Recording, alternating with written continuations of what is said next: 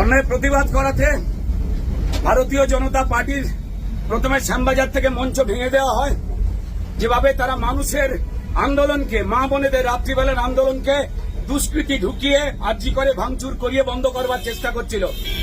মমতা বন্দ্যোপাধ্যায় বাংলাদেশের ভয় নিজে পেয়ে গেছেন, তাই নিজে বলছেন এই বোনটার দাম নাকি 10 লক্ষ টাকা বলছেন।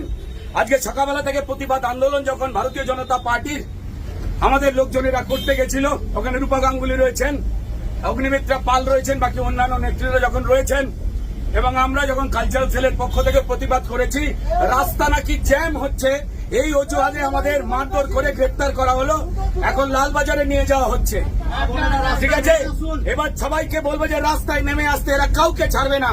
দল মত ঝান্ডা ছাড়া, ঝান্ডা নিয়ে যে কোনো কেউ রাস্তায় নেমে আসুন, এরা খুন করে দেবে সবাইকে। জোর করে একটা মেয়েকে মেরে তথ্য প্রমাণ লোপাট করার সময় এত পুলিশ ছিল না যত পুলিশ মানুষের মুখ বন্ধ করার চেষ্টা করছে। হ্যাঁ, এখন লালবাজারে বুঝছে কত লালবাজারে জায়গা আছে। সারা পশ্চিমবঙ্গের মানুষ এবার রাস্তায় নামবে, কতজনকে জেলে পুরবে। অপদার্থ মমতা বন্দ্যোপাধ্যায়, অপদার্থ মুখ্যমন্ত্রী, অপদার্থ স্বাস্থ্যমন্ত্রী, অপদার্থ পুলিশ মন্ত্রী এবং তার সঙ্গে বিনীত গোয়েল, যিনি ক্রাইম লোপাট করবার বিরাট চেষ্টা করেছেন, তারা সবাই মিলে এই ষড়যন্ত্র করে করবার চেষ্টা করছেন। প্রমাণ মুছে দিয়েছেন যাতে সিবিআই এর খুঁজে পেতে কষ্ট হয়।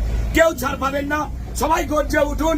এরা সবার মুখ বন্ধ করাতে চায় পশ্চিমবঙ্গে, শুধু আমাদের নয়, আপনাদের প্রত্যেককে আওয়াজ তুলুন।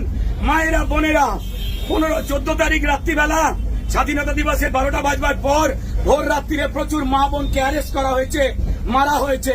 পুলিশ বলছে প্রতিবাদ করা ঘুচিয়ে দেব। মমতা বন্দ্যোপাধ্যায়, রাস্তা আপনার পৈতৃক সম্পত্তি নয়। এরা ভয় দেখানোর চেষ্টা করছে, ভয় পাবেন না। একদম রাস্তায় নামুন, প্রতিবাদ করুন।